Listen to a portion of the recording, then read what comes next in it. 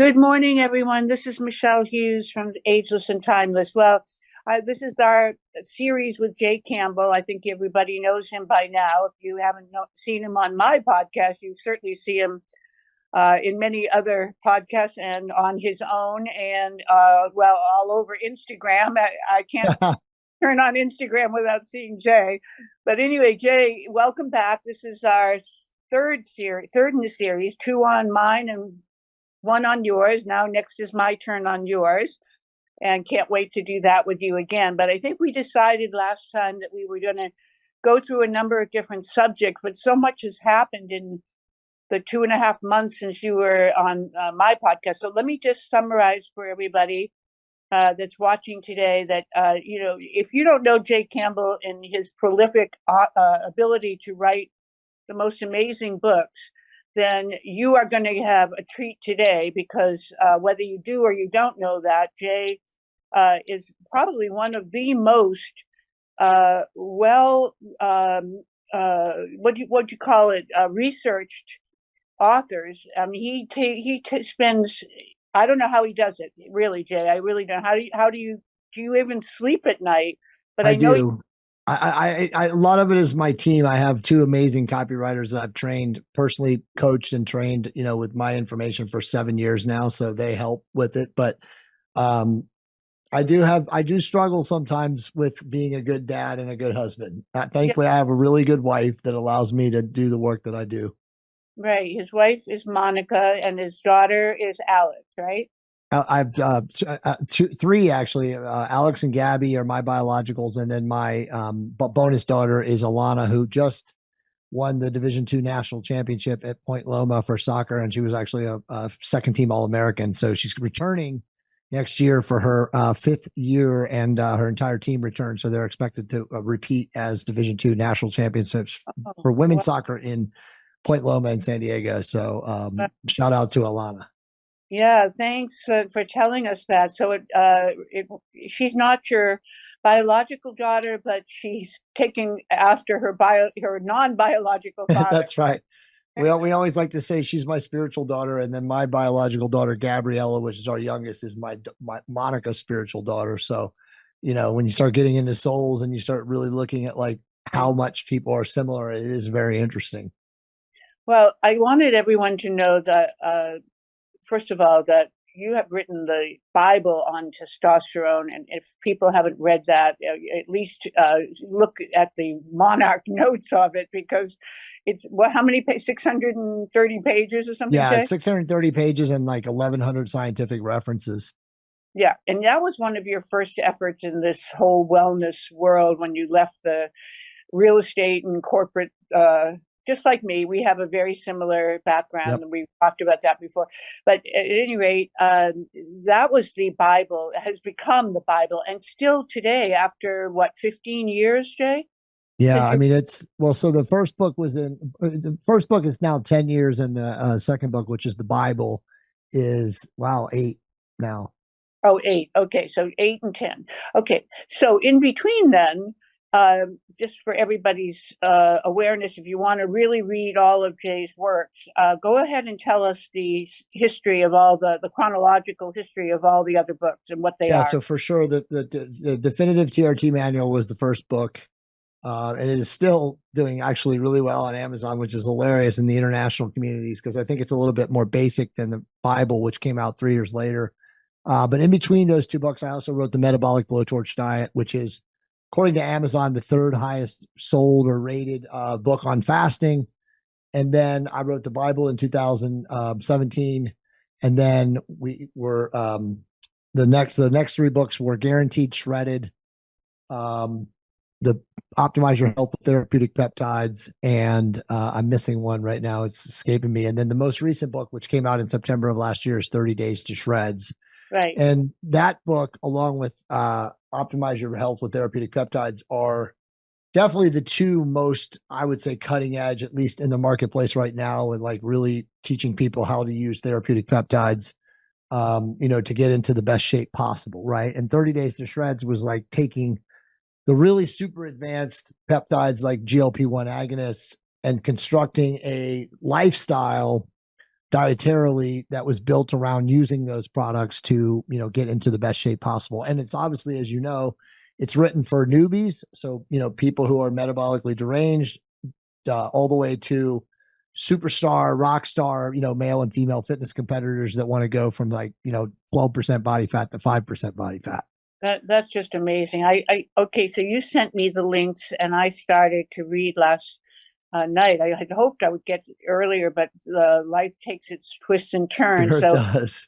And I thought, oh, I'll never get to read all of this before the podcast. However, I would fill in the blanks by asking a lot of questions about it. So anyway, I read the first couple of chapters. So here are some questions that came up just in those two chapters. One, since you have written other books on similar subjects of fat loss and also, just overall, as you say, it's shredding. Why did you write this book? What is different in this book that wasn't in the last two books? Yeah, it's a great question. Truthfully, I really didn't want to write another book on fat loss because I feel like it's a dead horse, and it's been beaten to death by so many different people. But so much has changed, Michele, in the last 3 years. Mm-hmm. When I say it's interesting, right? Because when I almost have to take a step back when I say so much has changed. So much has changed for our audiences, but not for the world, right? Because even though we understand these amazing products like GLP-1 agonist drugs, it's still literally less than 6% of the planet is even exposed to these things. Peptides is 10%. Yeah. Right. So these are so novel and so far out in advance of the average person. I mean, and again, to put it in perspective, I've been using therapeutic peptides myself since 2004. Oh, so my to goodness. so for 20 years, and it kind of boggles my mind too, but to think that still it's so far out in advance. But the reason that I answer your question, the reason I wrote the book was I wanted to have a final book on fat loss that was basically everything I've learned in my 25 years as a, super advanced biohacker, but compiled in a way that a basic newbie who had no understanding of fat loss, who had no understanding of peptides, who had no understanding of literally anything, but wanted to get on the fast track, relative to their level of experience could have. Because my previous two books were more for, I won't say advanced, but just more for people that understood what fasting was. And so I finally wanted to have this compendium book that said, hey, it doesn't matter who you are, where you're at in your life from a fitness level, you can buy this book and pick up where you're at and apply it from there, right? So you could literally use none of the amazing things that we'll probably talk about on this podcast and we have on previous podcasts and still get results. And so that's why I wrote the book. Yes, and I noticed that to that point, you have three categories of levels of ability to embrace the book. So there's a beginner level, an advanced level, and then the how do you say the other fully one? Effing optimized. And I won't tell you what that means, but I think everybody can figure it out. Anyway, so yeah, so that's even that was even exciting to see because nobody is left out. And I saw the forward by Jason, your CEO of Entera, and how would have been a beginner, right? Because he was completely out of shape, and he look at him today. So anyone who gets the book or look it up, look Jason Horwitz, right? Yeah, I think exactly. Yeah, so up and you'll see just how that's a great testimony of just how this book has and how Jay himself has influenced so many people in their quest to be the best version of themselves. So I was trying to figure out what level I was at, and I guess I decided I'm advanced. I'm not beginner, but I'm not the effing optimized yet. I think just so to better say that, because obviously fully optimized, get fully optimized is kind of my catchphrase, and so they wanted to incorporate that in my editing team and my editorial team, but it really is for people that are competitors, right? Yeah. So they're super lean. They pretty much know all of the drugs and all of the supplements and all of that, but it's kind of okay, I can do this in 30 days and I can take myself from 12% to 6% or 10% to 7% body fat, or a woman 15 to 12 or something like that. So that's kind of what that really is. But yeah, it's obviously super advanced. Yeah. And then, so the InBody is the way I've used at all the A4M, American Academy of Anti-Aging shows. I go to, first thing I try to do is go to the InBody. Yeah. And so, and I'm not happy, I'm at 21%. And I used to be 14 when I was in my 20s, but of course that's long ago. But now I was 18 for a while.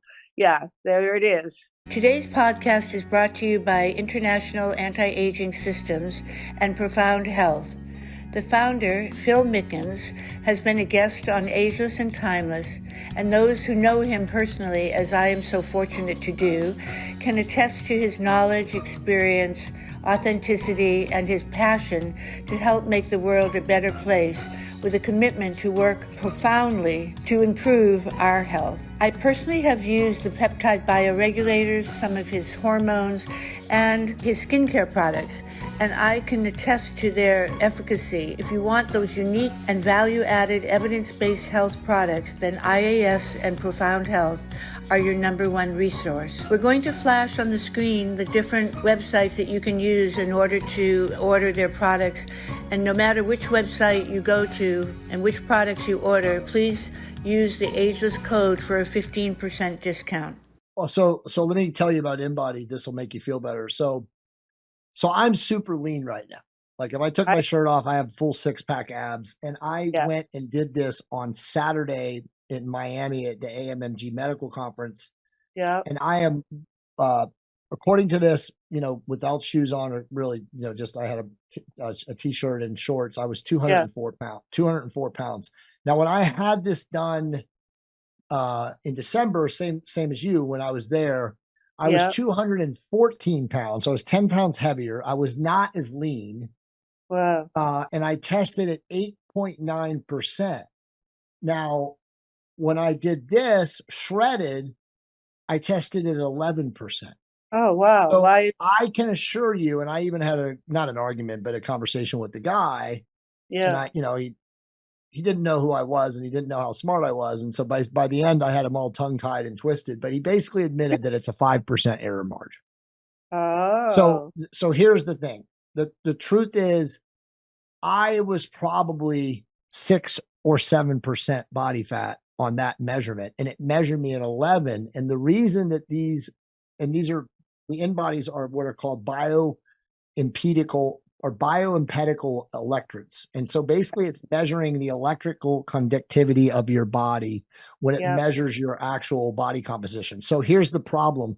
If you do it any other time than first thing in the morning when you're dehydrated, it can absolutely throw it and skew it. And when I measured it at 12:30 in the afternoon, and I had already drank probably at least 2 liters of water by then. Yeah. So that threw my body composition off. And I mean, I had that conversation with him. I said, hey, bro, this is wrong because I'm leaner than when I measured this. And by the way, I carry it with me on my phone. So I shared him with my December data with that data, and he would just admitted to me. He's like, well, there's a 5% error margin. I even like lifted up my shirt. He looked at me. He was like, dude, you're like ripped. And I'm like, yeah, I've been doing this a long time. So your stuff is wrong. Right. So like there's a 5% error margin. And again, depending on what time of the day. Now, when I did it with you at the same time you did it in December, I did it in the morning. In fact, Monica and I just got to the seminar and we were both fasted, and I brushed my teeth. Mm-hmm. Not the seminar, but the vendor show or whatever it's called, the expo. The exhibit. And so that was like one of the first places I went. And so again, I was dehydrated. I was first thing in the morning. I'd already gone to the bathroom too. And I tested at like 8.9. And again, I was 10 pounds heavier and I wasn't nearly as lean. Like if I would have measured 11% then I would have been like, okay, that's probably about right. But I tested 8.9 and I was like, oh, well, that's interesting. I'm maintaining my leanness. So the bottom line is it's a 5% error margin. And I would assume that mine was at the higher end of this one. Okay. Yeah. I went in December. It was at midday. I had already had a few snacks, like fruit and so you're probably 16 or 17%, which is really elite for a woman. Okay, that's really good. You've made my day, because I was feeling a little down about it, honestly, because I know that you know how hard Yeah, absolutely.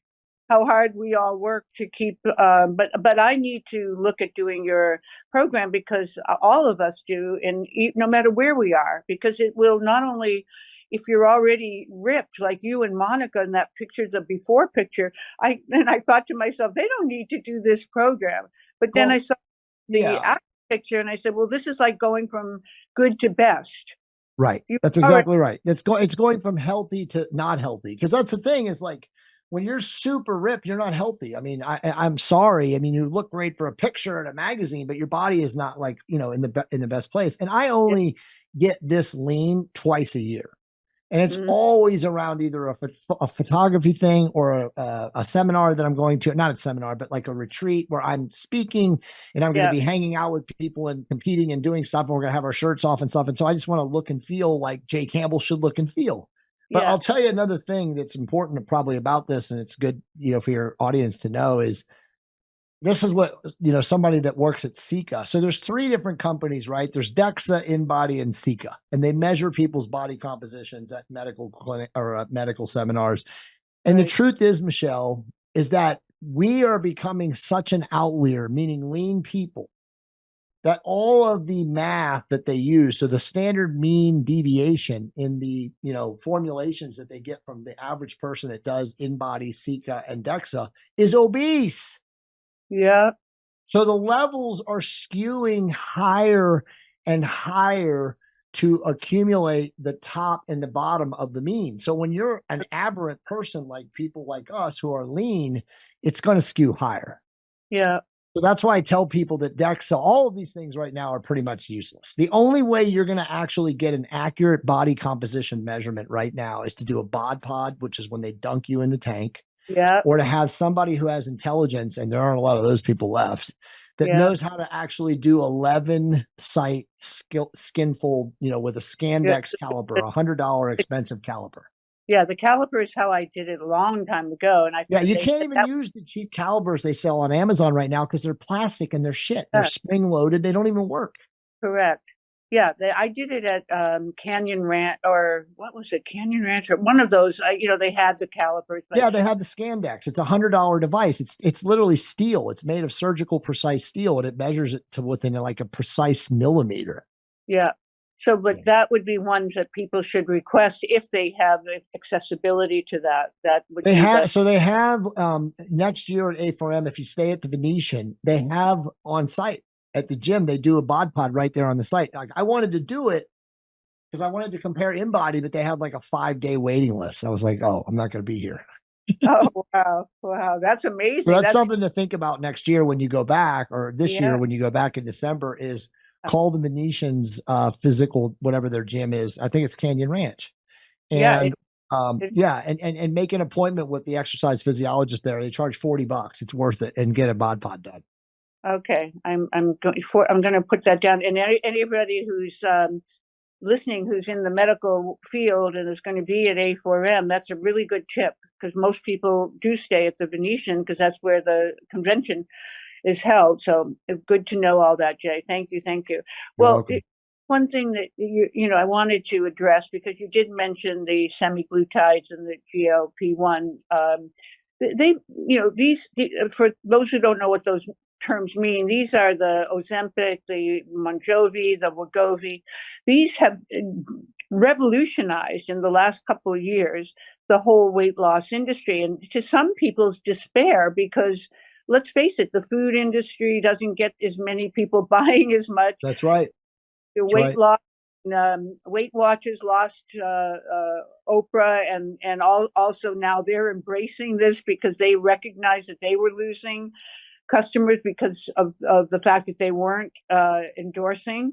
And of course, hopefully diabetics, the diabetes world, hopefully the obesity rate goes down so much. So let's just say, okay, these were meant for diabetics, and they have become the darling of the weight loss of people who, and we've seen the results be so dramatic Yeah. with people like Oprah and others. So tell us how those people would fit into your categories, because let's face it, muscle loss is one of the biggest side effects of taking those drugs. So can you pigeonhole for people who are on those drugs or want to be on them or are considering whether it's a good or a bad thing? Like, my doctor wouldn't let me. She just said, Yeah. no way, have too much good muscle.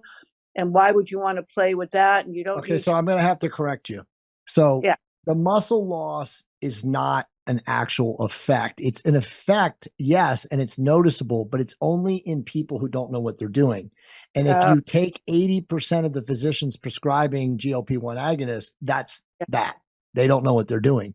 Okay. Now, what I mean by that, to clarify, is if you use a GLP-1 agonist and you do it correctly within the context of health and longevity, you must increase your protein consumption. Yes. And you must do resistance / bone bearing training. Yes. And again, 80% of the physicians who prescribe these drugs for obese, metabolically deranged, and insulin resistant people do not teach them to do those things. Mm-hmm. Right. So what happens, and let's go through this, is these people get on these drugs. As you said very accurately, they are profound. They are revolutionary agents. They shut down their appetite. Yeah. So these people stop eating, and being fat, insulin resistant, metabolically deranged, they see the weight fall off and they get so excited. Yeah. They're like, oh my God, this is the greatest thing ever. And somebody smart like you or I will be like, okay, but are you eating enough protein? Are you doing training? They're not doing either of those two things, but they don't care because they see the scale weight drop. Right. Right. But as you know, what goes up must come down. They're damaging their thyroid. Of course, their body is now going to catabolize muscle tissue, because as you stop eating, what does the body do? The body literally goes and eats muscle to conserve and create energy. Right. So that's what's happening to these people when all of this can be avoided. And that's what I write about in the book.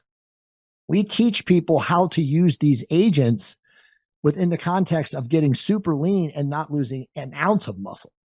Okay. So that's what we teach them. Yeah. Okay. Good to know this, everybody. If you buy this book, that this is going to teach you. Okay. I'm so glad to know this, Jay. So, all right. Well, let's go through that then. So let's just say somebody's on these drugs and they want to make sure they don't lose muscle. Because first, I thought when they start losing the weight, they're robbing fat, right? The glycogen, isn't that the first step? And then the second step is losing muscle or so I mean, it depends obviously on their nutritional strategy when they're doing the drugs. But for the average person who does this wrong and loses muscle, they're just not eating.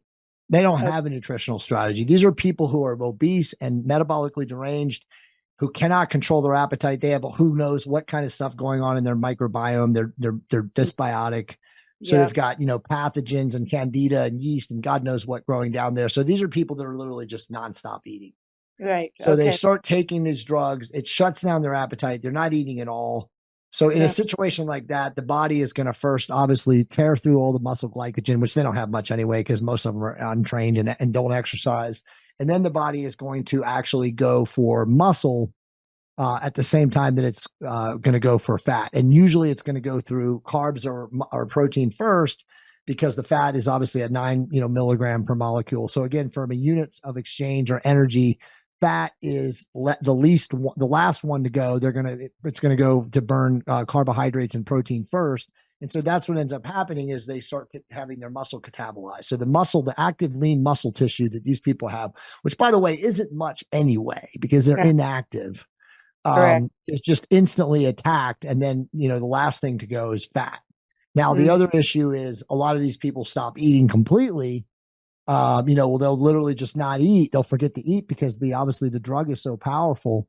And they start having bone mineral density issues, their thyroid malfunctions, they crash their thyroid. So then they become just a disaster, right? Like it literally is they're a metabolic emergency, because they've crashed their thyroid hormone, they've crashed their muscle tissue or their active muscle tissue, and now they're just a mess. And so you see these people, they'll lose 60 pounds and gain 100 pounds back, because when they come off the drug, they're so metabolically messed up that everything is going haywire.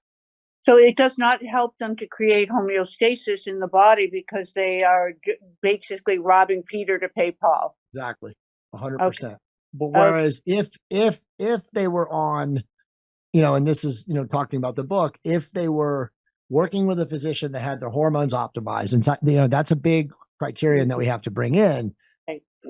When you're not hormonally optimized and you start these drugs, you're already on a cycle of, a path of no return, because again, how can you, if, knowing what we just talked about, that yes, they'll cause muscle tissue loss or they'll cause muscle tissue degradation.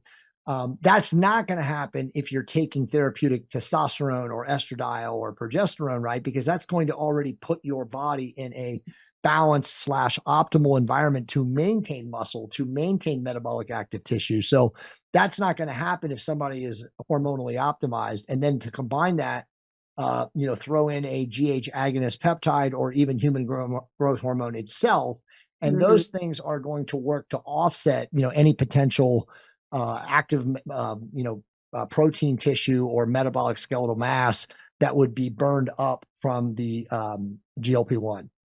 Okay, so tell everybody, because you just mentioned them, about these peptides and hormone. Well, first, let's talk about the hormone, the basic. How do they test them? How do they find a doctor who will even ask them about their hormones? Because as you and I both know, most doctors don't even Clueless.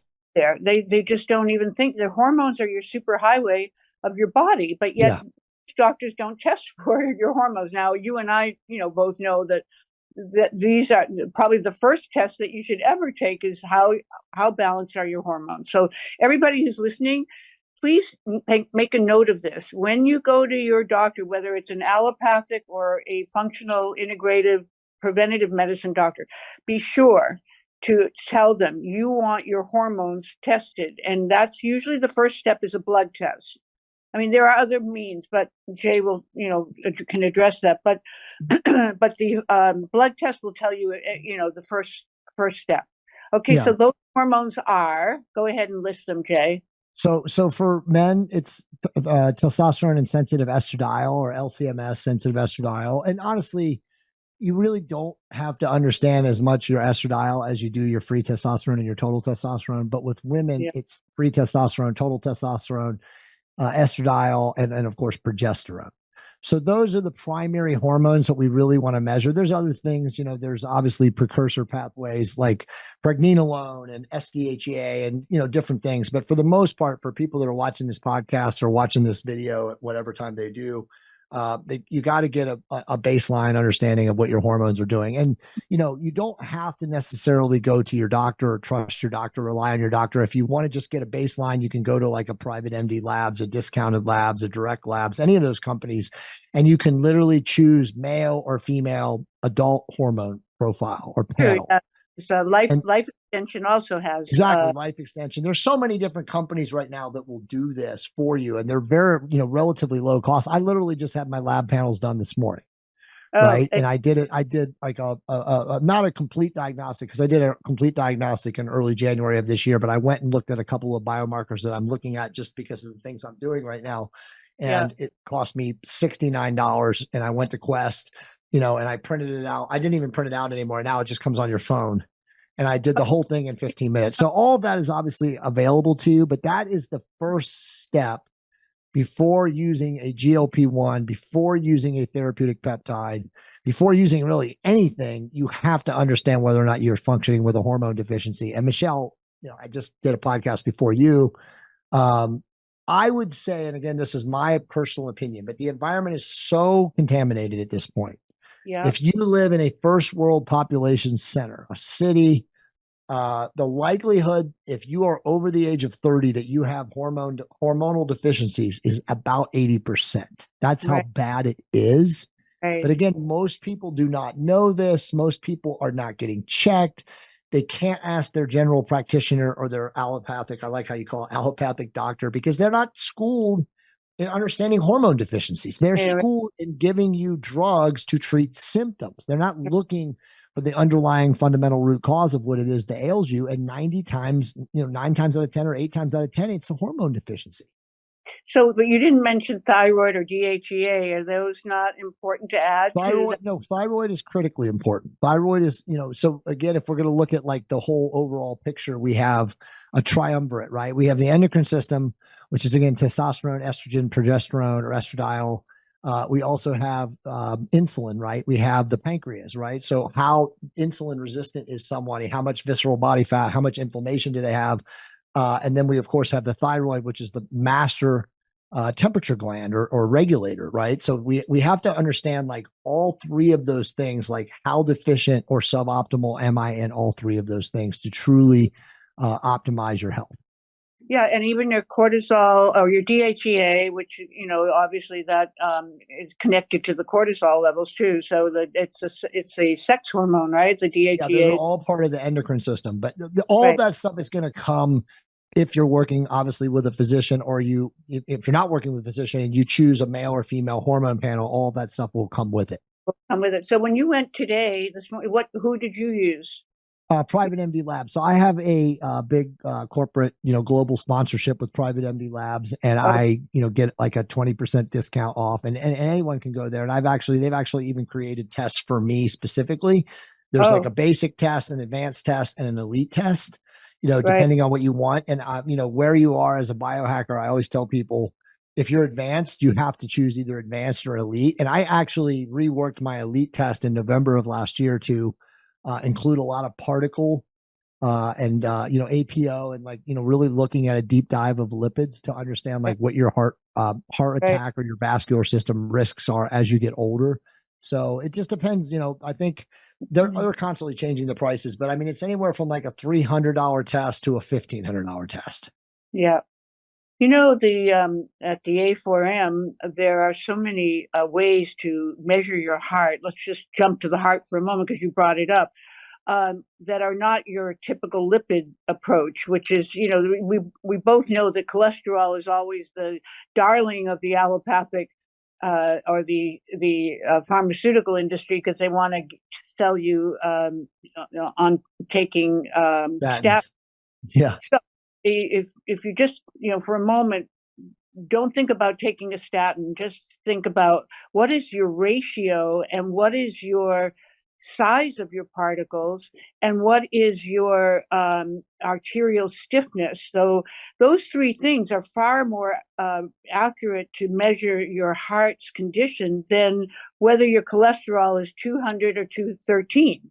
That's right. And this is where people get sideways. They think this is the only measurement is what is my cholesterol. Everybody says that. What is my cholesterol level? And if it's and the pharmaceutical industry has convinced us that if it's over 200, you need to take a statin. Even kids, they're doing that too. So I could make a very cogent argument, which I won't because I've written prolifically about statins on my website, but cholesterol is actually a meaningless number. The things that you said are far more important. Your inflammatory markers are yeah, far better guardians or biomarker agents to understand like what is your endothelial function levels, like how sensitive are the tissues in your body yes, based on your lifestyle. So I mean, like homeocysteine levels, yeah, C-reactive protein, right, triglycerides, your active levels of HDL, your active levels of LDL. These right, things are far more important than this looking at your cholesterol number. And as you know, there are a lot of people that genetically or indigenously have super high levels of cholesterol, but that's just from where they come from, and they have no indicative corresponding markers of poor health. So you right. can't look at level of a high level of cholesterol and think that it means anything. And you are also right too that 200 is like the silly level of like, oh, you're over 200, we got to put you on a statin. It's Yeah. insane. It's insane. Yeah. And also, if people need to know that cholesterol is really important to the body, it's just that it has to be the right kind. So if you have Exactly. too low density lipoproteins, that means your cholesterol is sticky and your particles are too big, and that could block your arteries. But if your HDL and high density lipoproteins are high or beneficial, let's say whatever that number I think is over 60, that means that you're protective. So you might have, that's why I said the ratio, because the ratio is really important of HDL to LDL. And the other two, homocysteine, the other three you mentioned, are also critical. So we've gotten off with from the weight loss, from the fat loss, but you know what? What we're talking about is critical to fat loss, Right. because people who are obese tend to have more inflammation, more heart conditions, obviously Right. diabetes. So all these things are, this is where people have to recognize the body is a miracle, and but everything is interrelated. And so if one thing happens, like let's take the gut microbiome, you mentioned that earlier. Most heavy obese people have just a terrible microbiome, and that's infecting everything, their Yes. brain, their energy. So all of this is interrelated. So this is really important to know that your body is a miracle. You need to honor it. It's like a temple. Your body is your temple, and you need to bow down at that temple and respect it, because it does make an amazing number of adjustments for you. However, if you mistreat it, it's going to rebel, Yeah. and it isn't foolproof. So that's. I think I'm glad we kind of got off the subject. So let's go back to the book. Take us through. Let's go to the advanced instead of the beginner or the fully optimized. Only because I think more of our viewers, because we are on Muscle and Fitness as Yep. one of the major sites that our podcast is featured on. So we have a cohort that is going to tend to be more of the advanced. Yep. So if you could just take that category and just give us like give us the steps, and just tell us a little bit more than if somebody hasn't read the book, like most of our people right now probably have not, but they're going to after this podcast. So take us through it, okay, using the advanced. Yeah. So advanced is a person, technically speaking or generally speaking, who's fasted before, right? Like they have some experience of what intermittent fasting means. They probably have done a 14 to 16 hour fast window. Yeah. They've read a fast book. They've watched videos about people talking about fasting. So that's Right. kind of where you are. And then obviously you would also have experience with lifting weights, doing cardiovascular exercise. And then somewhere along the line, you've also used supplements. You may not have experimented with peptides, but you've definitely used supplements. Okay. So that's kind of what an advanced person is. And so what we'll do with an advanced person is we're going to now tell you to say, okay, you fasted for 12 to 13 to 14 to 16 hours. Now we're going to have you fast from 16 to 18 and hopefully from 18 to 20. So we're going to extend the window of your fast by 4 hours. Now, the reason that we're extending the window of your fast is because that's when all the I call it metabolic magic, but that's when all the metabolic cascades of autophagy and hormesis really, truly take effect. And why that's important, Michele, is when you have fasted for 14 to 16 hours for, say, years, your body has created a set point around the metabolic actions of not eating for 14 to 16 hours. When we look at the science of fasting and we really look deep into the metabolic cascades of autophagy and hormesis, and I like to think of both of those things as a cellular fumigation, you will see that cytokines and fight or flight hormones will start showing up in blood work at about 17 to 19 hours without food in the microbiome or in the gut. Okay. And we want that to happen because that activating fight or flight hormones, norepinephrine, epinephrine, there's a couple other ones, create dopamine. all of this inflammatory, and again, it's not an inflammatory in a bad way, but an inflammatory in a good way, in that you will literally mobilize stored, stubborn body fat, because again, the fight or flight hormones are going to scavenge the areas that are the healthiest, the least blood flow. So what happens is, when you get a fast into 17, 18, 19, 20 hours, at that mobilization of the fight or flight hormones, the body is going to attack the areas of your body that are very resistant to losing body fat. So if you're a man, it's usually in the belly or the belly button area. If you're a woman, it's usually in the glute ham tie-in, or even in the lower back, where women get like cottage cheese dimples in their thighs. That fat right there is actually being mobilized because in most cases there's poor blood flow in those areas, and that's why those areas are very resistant to fat loss. But when you constantly fast for 18 to 20 hours, you will turn on those pathways and you will activate, again, they're called A2 and B2 receptors, to mobilize blood flow again through the fight or flight hormone activation, which will then burn and mobilize free fatty acids, or again, visceral fat tissue that are in those areas. So when you do this type of extended fasting over time, you will lose a lot of body fat in very difficult, resistant areas that previously you were unable to lose fat from. Okay, that's step one then. Okay, so just to let people know, one of the ways to make this easier is to stop eating at about 5 o'clock, right? And don't eat again until the next day at, let's say, 11. Would that be enough time? Yeah, I mean, so to me, I don't think that's easy. I think the best way to look at it is most people can stop eating at say 7:30. Yeah. And have their last meal of the day between 6 and 7, and then not eat again until 1 or 2 o'clock in the afternoon the next day. Okay. Now, if you really want to accelerate the fat loss, then you're not going to eat again until 3 or 4 the next day, and you're going to go 21 hours or longer.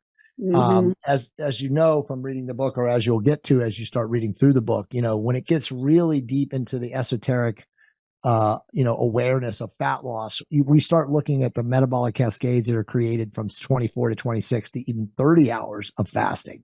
And, one thing that, people that don't know about this book, and so they can understand this, because they're probably thinking like, dude, how can this person be fit and maintain muscle and fast that long? All of the research, and again, I always quote Jason Fung, who's the author of the Obesity Code, and he's also written an amazing book on fasting. It's called Alternate Day Fasting, and very, very little regard for that book, but it was literally published, I think, in 2013 or 14. But he has access to studies that show, and this is for all the bros that watch your show, right?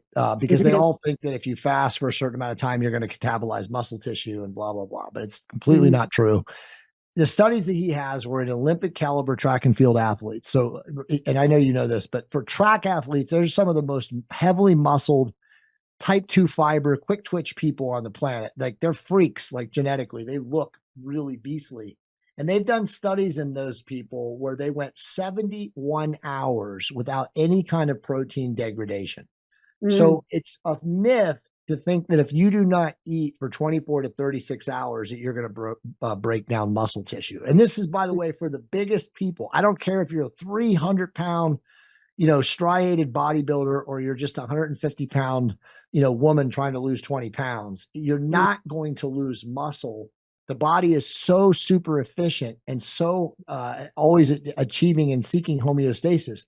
It's not going to catabolize muscle tissue. That's what fight or flight is about. It will literally preserve muscle tissue up to, in science, 71 hours without food. So people that are worried about losing muscle tissue, who have muscle and are afraid that they're going to lose muscle by fasting for 24 hours, is completely unfounded. There's no scientific evidence. It's bro science if you think otherwise. And so there's a lot of people that will really utilize this diet to go without eating on their fasting days. Now, something else to understand is, yes, we have caloric requirements. Yes, we have, minimum micros and macros and all that stuff. But if you're fat, okay, when I say fat, I mean like you're 25% or higher fat as a male or female, and you want to get down into the healthy ranges, of say 10 to 15 for a man and 15 to 20 for a woman. It's okay to not eat 2 or 3 days a week if you want to lose fat the fastest way possible, and obviously within the context of health and longevity. So we structure this program so that on the days that you do eat, that's when you do your resistance training. When the days that you don't eat is when you do your fasting. So it basically is like, Jason Fung's Alternate Day Fasting book. It's basically an alternate day fasting program. So if you were going to build this out. Yeah. Jay, you just said something that I wanted to stop you for a moment. You said on the days that you're fasting, what happens? That's where I lost you. On the days that you're fasting, you're doing your cardiovascular training. Okay, that's what So I you're thought. not, yeah, you're not lifting on your fasting days. I mean, well, you can, and I can get to that. Again, there's a lot of different ways to hack this and to advance this from a protocol standpoint. Yeah, But the basic gist of it is if you have a 5-day work week, Monday, Wednesday, and Friday, or 3 days out of the week, it doesn't matter what your days are, but for the right, purposes of this conversation, Monday, Wednesday, and Friday, you're lifting and you're eating. right. Tuesdays and Thursdays, you're fasting and you're doing cardio. Okay, Saturdays and Sundays are really dependent on your lifestyle and depending on how much body fat you want to lose. But most people in this protocol fast on Tuesday, Thursday, Saturday, and then set their Sunday up so that they break their fast like in the late afternoon for a family get together, a barbecue, going out to a restaurant or whatever, and then they eat okay, that way. But if you right. really start looking at this mathematically, if you fast 3 days a week at a minimum of 20 hours per day, Mm-hmm. you will tap again the biochemical cascades of autophagy and hormesis. You will stimulate blood flow to very resistant areas of your body that can't lose fat previous to that, and you Mm-hmm. will lose much more fat per unit of time than you would if you were doing any other kind of diet where you were just like doing a caloric what do you call it, a minimized caloric, like a caloric reduction diet. Now I Right. know a lot of people out there will contradict me, and they'll say that's not true. It's always thermodynamics. It's calories in and calories out. And I constantly have this debate with people. It's not true when you're using GLP-1 agonists, Yeah, that's because what if you're just about. I was just yeah, about if to you're say, if you're Jay, doing what this, if you're fasting correctly with a GLP-1 agonist, it makes it very easy to extend your fast window because of the appetite suppression, which in the past, before we had GLP-1 agonists, it was just pure willpower. And mm-hmm. most people could not do it. Now, if also factor out the bro science that people have in their minds of like, oh, dude, if I don't eat for 20, if I go 20 hours without food, I'm going to lose muscle. Mm-hmm. That's complete BS. Mm-hmm. Right. So like we know that from the science, and I know that because I've been, doing this for 15 years. I've been living a fasting lifestyle of 15 years and I've perfected this. And obviously I've helped literally probably through the internet now hundreds of thousands of people lose weight on this type of diet. Mm-hmm. And again, going back to your original question, or one of your questions is like, why did you write this book when you already had all this information out there? Because I wanted to teach people how to do this and make it simpler, i.e., 30 days, by using GLP-1 agonists to dull their appetite and fast longer. Jay, what I was fascinated by is looking at your cheat sheet, not the one with the peptides. That's another one. We'll talk about that one on our next podcast because I want Sure. to I have it so that it's going to be flashed on our screen today, so people know what they're going to get into the next time, whether it's on your podcast or mine. I really want to go through those because it's very, very concise, and there it is right there if Yep. you can see it. So okay, so we'll talk just for people. It's a preview of coming attractions because we want to talk about how these peptides are changing the world, just like the GLP-1 agonists are. Okay, but what I wanted to say was I looked at your other cheat sheet, which is your weekly schedule, and I was amazed at two things. Well, one thing mostly is that you don't take that many supplements considering who you are. And Mm-mm. I look at this Brian Johnson who takes 100 pills a day, Dude, that or person is crazy. yeah, and obviously it's a real challenge to the liver, right? To Yeah. be feeding all that. So okay, so how did you choose? Let me just summarize for everybody. The supplements on this list are the big three, which D3 and K2 together because they're twins, and they need to be taken together. And that's something you can talk to me about at another time. I don't want to take the time today, but I think I've mentioned it on other podcasts. The other one is, of course, magnesium, which 80% of the population is deficient in magnesium. Efficient. Yeah. And then the third one was B complex, which, that's another one that a lot of people don't realize how important that is, particularly in our stressful world. But what you don't have in there was what I was more fascinated by. And I wondered how you chose, because like you don't have fish oils as one. You do not need fish oils if you get enough fish oil or the perfect blend of 6 and 9 through consumption of wild caught fish. Yeah. Okay. All right. So you don't need the extra fish oils. And that's I mean, a you big, could. I mean, it depends on your lifestyle, but like, obviously this diet, it builds in the fact that you're going to be eating a lot of hopefully grass fed animal protein and wild caught fish. I'm so So happy. you technically wouldn't need that. And then there's also the possibility that you would be supplementing with like Udu's oil, Yeah, or, MCT oil, or, some sort of specific like olive oil, like a virgin yeah, olive oil, where you do get that blend of, fish oils / essential fatty acids that you wouldn't need to take fish oil supplementation and replace it. right. Now, I did notice you have NMN, which could tell people what that is and why that's so important. I mean, it is and it isn't. I mean, again, it depends on like what you're using, but it stands for not nucleic acid. I can't even pronounce the word. Exactly. I I know. say it so many times in my head, but Yeah, I mean, it's a supplement that's proven to extend the life, optimize mitochondria. I mean, it does a lot of really, really good things. I mean, I take it now actually in a different formulation. I use the guys at BioStack Labs have it in one of their formulation supplements, and so I take it because it's mixed in with some other things. There's other stuff. I mean, supplements are relative, obviously, to your nutrition. So hmm if you eat a clean, balanced diet, which is very difficult in today's day and age, as you know, because our environment and our foodstuffs are so contaminated, you don't need as much supplementation as, say, you would have needed, or that you need now versus like what you would have used before when the environment wasn't as contaminated. So it really just comes down to your individual preference and your individual lifestyle. But there's a right, lot of there's a lot of things that people take that I don't take because I don't see a necessity right. relative to my consumption of food. Yeah, I think the first thing people are told, oh, take a multivitamin, but yet multivitamins are That's really, actually a scam.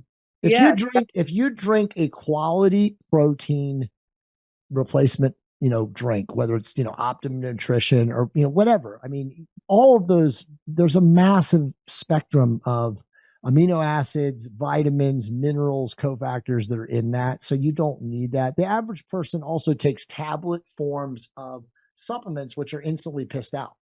If they're not in a capsule, it's like, how is your body deaminating the supplement in the liver, into the portal circulation? Like, there's so many things that the body is like excreting to get rid of and to grind that supplement, out of that, what do they call it? It's an enteric tablet, you're to correct. break it up like inside, first pass, and Right, also in the digestive tract. So a lot of people are taking stuff that they're not getting any active ingredient by the time it's broken right. down in their metabolism. Well, what I do is, let's say Quicksilver Scientific is a good company, and all of their products are the liquid. Most of them are liquid. They have some Yep. cap, but I Yep. find that if you take them sublingual, liquid form, like with glutathione is a big one. And they have a vitamin C, a liquid. Yep. They have D-ribose, but they haven't been getting it. But that was a powder. But anything that's not a tablet is going to be far more uh, absorbed into the bloodstream, and particularly sublingual, it goes right to the blood. It doesn't have to go through the GI tract, and so that's why I tend to do those. But yeah, so I mean, I was curious because I didn't see resveratrol, David Sinclair and his whole approach with NAD and resveratrol. Everybody was so hot on that, and I would have thought you would have had those in your program. And then, well, like even some of the liver support, like milk thistle and dandelion, because most people microbiome is not, well, I'm sure yours is, but no, a lot of people are not, not in good shape.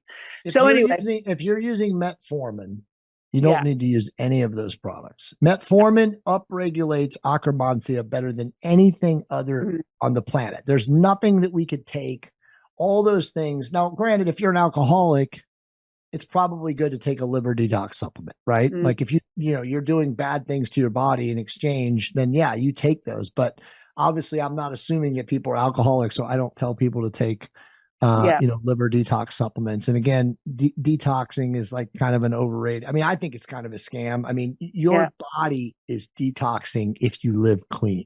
correct. If you don't live clean, then yes, some of those things maybe cofactors that you could probably benefit from. But again, I'm trying to do, not trying to do, I'm delivering the maximum for the minimum, when Yeah. people get in there. Because as you know, Michelle, people get overwhelmed with all the nonsense they hear on social media about Oh, taking this, taking that.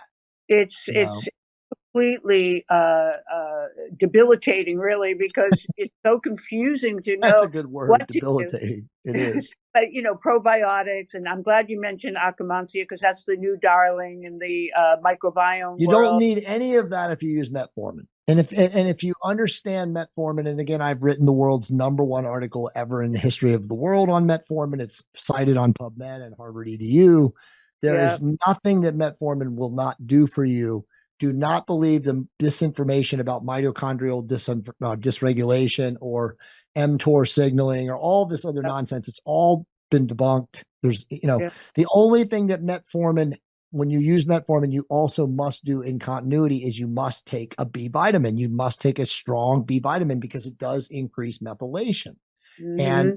obviously, when anything that increases methylation is going to increase the excretion of B vitamin, folate, certain cofactors. That's why I always tell people, like, if you're going to use metformin, you have to use a very strong B vitamin supplement. And I recommend a Spectrum. And that's why, the cheapest, best quality is Jarrow Labs Be Right.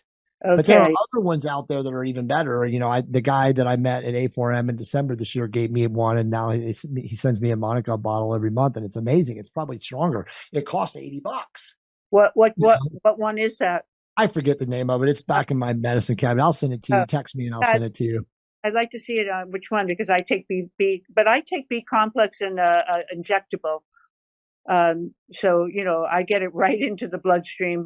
Yeah, I mean, it's really good that way too. But obviously, again, as you know, most people are too afraid to inject anything, so I don't, afraid. recommend that.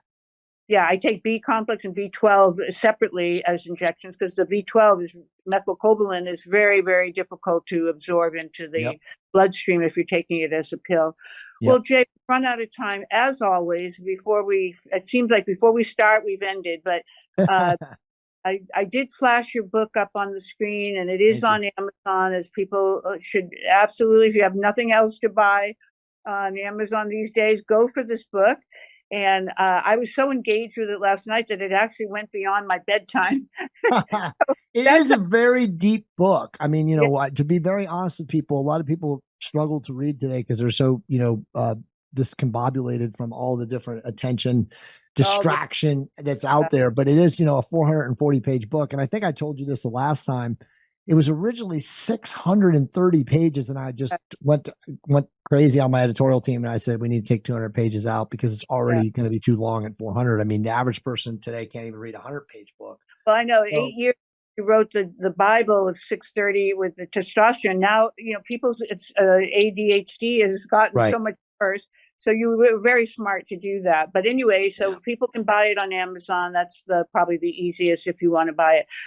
Okay, so that means that we need to find a date again for your podcast. Sure. And I would love to be part of your VIP mastermind. Is that something that a person can ask you about and be Yeah, you included? can, but it costs a lot of money. Oh, okay. We'll talk about that offline. Yes, for sure. Okay, For sure. maybe you need a media person on there. So, all right, we'll I'm talk. actually, it's funny you're saying that because we're actually in preparation for that. It's in Mexico. I do a once a year meetup with everybody who's in there, and we're doing it. It's in Playa del Carmen. And I rented out like literally probably the nicest house in Playa del Carmen. It's right on the beach. I don't even know what it costs. It's probably $20 million plus house, but it's Oh, wow. 5 days, 4 nights with like, I mean, every biohacking creature feature you could imagine, and then plus plant medicine ceremonies if you want them, that'll be available facilitated every morning. So it's going to be quite the spectacle. And of course, I'm having a video, a professional videographer team from the States come down there and video the whole thing. So it's going to be pretty amazing. So my wife and I are very excited about that. Well, good. I think I saw that, and I think if anybody is interested that's watching today, can they contact? Is there a link They that they can actually. So like you can actually go on my site. I'll send you the link if you want to publish it when the video runs or whatever. But I I forget the name. We're rebuilding that page right now. So eventually it'll just be VIP Mastermind, jcampbell.com/VIP Mastermind. But I'll send you the link to it and they can watch like the testimonials from last year. Cause this is the second year. So last year was like the first year of it. And then we'll be reopening it for version 3 probably by July 1st, perhaps maybe as late as June. Once we get the videography done from the end of May from this one and we get it all set up and ready to go, it'll be open. But anybody who follows me, and by the way, for anyone who watches this podcast, you can go to jcampbell.com/free books. You can get a free PDF copy of all my books with the exception of the one we talked about today, but you can get and the peptides book too. You can get the first 3 chapters of both of those books. So again, it's just jcampbell.com/free books, and you can get a PDF copy of all the books. I'm glad you said that because as I told you last time, we have a Michele Recommends on my website, and we always like to, when our guests are on, they always like to offer something that will incentivize to take another step. Jay, and please, people can follow me on social media, of course, too, and it's every social media channel. Instagram, Twitter, and YouTube is jcampbell333. And again, for people with that, they don't know what that means, is it's the connection between master teachers and spirit and us as mind, body, soul. Yeah, and I just want to close by saying that the intro to your book is just so right on. It's so inspiring. It's all about you, the person. If you argue for your limitations, you're going to get them. So you're talking in a spiritual context at the beginning, and yet putting it into a pragmatic approach with the facts and information in the book. So thank you for doing that. And as I just said, I love you, Jay. I love you, Michele. Thank you for noticing that too. I appreciate that. I love how you said that context of pragmatic from spiritual, because it really is. I mean, it's literally, if you don't love and trust yourself, you're never going to find yourself worthy of changing. And you know that. And I know that. We all know that. Well, we don't all know that, but people need to know that it's all you and looking internally. And if you start thinking, oh, I'll never lose the weight, or I'll never be able to go to the gym or whatever, if you start arguing for those points of view, guess what? They now become you. So the best is just to be only looking for the positives. And Jay Campbell certainly helps you with that. So, and I hope Michele Hughes does too, because that's really my mission, and the whole purpose of doing an Ageless and Timeless podcast is to encourage people to be the best version of themselves. I know that's a platitude, but it's true. No, it's amazing. And you are, for sure. And I love that, because when Monica and I, long past now, but when Monica and I first got together and we started to write for the websites for fitness, we had a blog called Fabulously Fit Over 40.